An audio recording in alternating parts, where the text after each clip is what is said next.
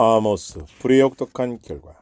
만약 당신이 가난한 자에 대한 무심하기 원하고 불의에 대해 자신의 현재 태도에 만족하기로 바란다면 아모스를 띄엄는 것이 지혜로울 것이다. 또한 아모스의 묘사는 부담스러울 정도로 사실적이다. 아모스 때 이스라엘은 부자는 호설할 정도로 부유하고 가난한 사람은 지독하게 궁핍한 시대를 겪고 있었다.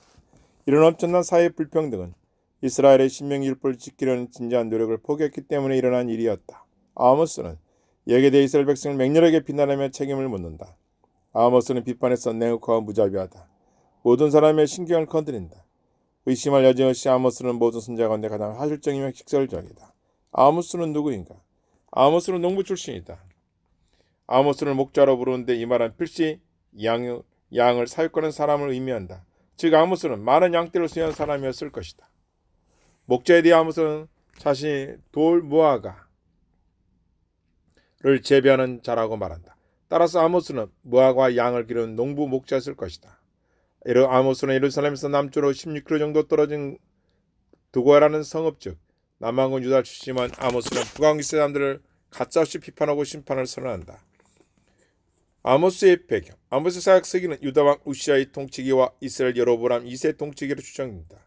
또한 1장 1절은 아모스의 예언이 지진 전 2년 있었다고 시기를 밝힌다. 고고학 증거는 BC 760년에 커다란 지진이 났다고 시사하는데 이것이 아마 아모스 1장 1절이 말하는 지진일 것이다. 아모스 시대의 북왕 이스라엘은 상당히 강성하여 번영을 누렸지만 그의 부여는 상수적한 있었다. 이스라엘 상태는 심각했다. 솔로몬 집권한 후 내전이 이루어졌고 결국 북왕 이스라엘은 남왕국 유다와 나뉘었다. 그런다 이스라엘은 이 하나님에게 등을 돌리고 베델과 단, 길갈 같은 예배 중에 심지어 송아지 우승과 이교전을 세웠다.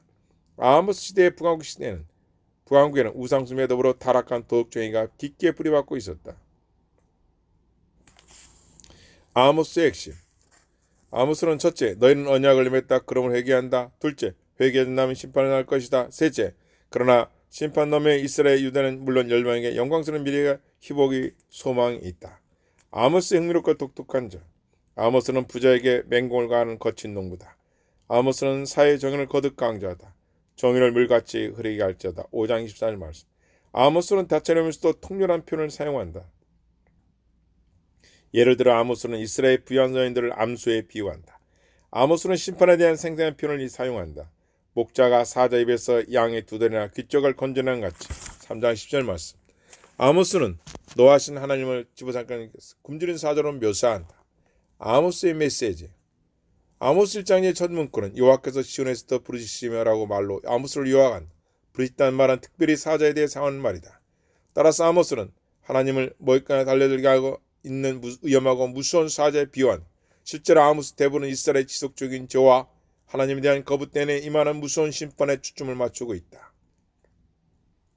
하나님 이스라엘 주변의 6 이방 나라 즉 다마스쿠스, 시리아, 아람, 가사와 아스돈, 블레셋, 두루, 에돔, 암몬, 모압에게 심판을 선한다. 각 심판 식당은 선악할지로 말미암아 내가 그벌 돌이키지 아니하니 관용구로 시작한다. 이 관용구는 이 나날의 수많은 죄를 절렀음을 말하는 시적인 표현 방식이다.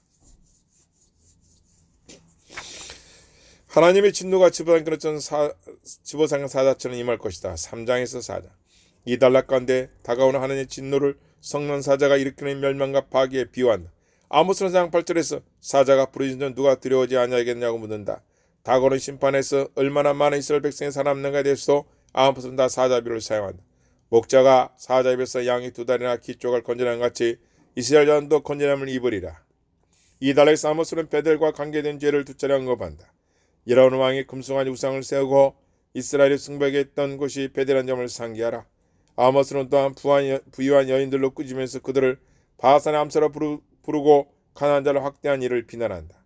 4장에서 하나님은 자신이 이스라엘에게 회개하고 돌아오라고 경고했지만 아무 소용이 없었다고 선언하신다. 이스라엘의 반항적인 죄와 안관 반역이 낳은 번쩍 정신 들게 하는 결과는 무엇인가? 이스라엘아, 내 하나님 만나기를 준비하라. 정의와 공의의 주자는 아모스 선지자에 걸쳐 나타나지만 아모스 5장은 이를 특히 강조한다. 아모스 5장은 이스라엘의 저지른 수많은 사회부를 책망한다.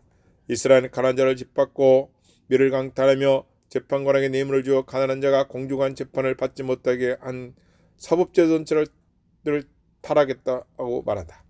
이 단락 천벌의 구절들은 무서운 결말을 제시한다. 이스라엘은 멸망하여 고작 10%만 남게 될 것이다.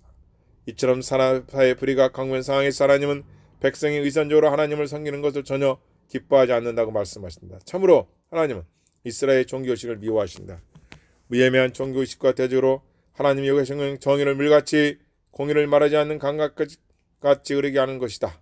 계속해서 아모스 6장은 이스라엘의 운명은 신경 쓰지 않고 호화로운 연인을 즐기며 자기 만족에 빠지는 부자들에게 심판을 선포한다. 심판에 대한 내환상과 대립 7장에서 8장. 이 단락에서 하나님은 아모스에게 다가올 무슨 심판에 대한 내환상을 보여주신다. 아모스는 파하기 전 메뚜기 재앙과 소멸시키는 불, 무너지려 하는 약한 담, 심판의 때가 물이 익었음을 나타내는 익은 과일이 담긴 바구니를 본다. 그런데 이 환상들 중간에 베델 제사장인 아마샤와 아모스 대립에 대한 이야기가 나온다. 아마샤는 왕에게 산을 보내 아모스가 모반을 꾸민다고 고발한다. 아모스에게 이스라엘에 대한 부정적인 예언을 거치고 고국 유다로 돌아가고 명령한다. 아모스는 자기가 실은 선제가 아니라 농부라고 응답한다. 이어서 아모스는 그럼에도 불구하고 하나님 자기에게 이스라엘을 향해 예언하라고 명령했다고 이야기한다. 아모스는 우상을 숭배하는 이스라엘 제사장 아마샤에게 심판을 선언한다. 이스라엘 자기 땅에서 추방될 심판이 확실히 타고 있다고 되풀이말한다. 아마샤에 대한 대항을 마무리한다. 이스라엘에 대한 심판 8장에서 9장. 이 단락에서 아모스는 이스라엘 백성의 경제적 부정과 가난한 자에 대한 학대를 계속 질책한다. 그런 다음 하나님은 이스라엘에게 다가오는 심판을 또다시 선언하신다. 오시는 다윗과 왕과 히복 9장. 아모스는 맨 마지막에 이르러 아모스가 결코 소망과 희복까지 나아가지 않을 것이라는 생각이 드는 때, 그때 우리는 마침내 무서운 심판 너머의 다윗의 메시아 및 이스라엘을 그 땅에 다시 모실 일을 예언하는 짧은 본문을 발견한다. 그러면 아모스를 우리 삶에 어떻게 정의할 것인가? 하나님 주변에 가난한 자가 궁핍 때문에 고통당하는데도 호활한 삶을 즐기는 자들에게 노하시며 용납하지 않으신다. 아모스에서는 부각되는 진리는 깜짝 놀만하다. 하나님은 가난하고 고통당하는 자에게 매우 관심이 많으시며 하나님의 백성을 마치며 그들을 불쌍히 여기는 마음을 갖기를 기대하신다. 또한 하나님의 백성이 다른 사람의 고통을 덜어주게 열심히 노력하기를 바라신다. 아멘. 하나님은 우리가 가난한 자의 공경을 자기와 상관없는 일로 생각하면서 자기가 높은 수의 삶을 사는 데만 골몰할 경우 특히 노하신다.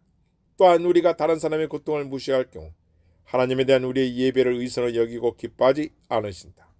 하나님 우리에게 원하시는 것은 일상의 공감 및 공일과 동떨어진 의선적인 예배가 아니다. 하나님은 우리가 사람들을 돌아보고 고통을 덜어주기 위해 애쓰기를 바라신다. 그렇게 할 때 우리는 참으로 하나님을 알게 되고 바르게 예배할 수 있게 된다.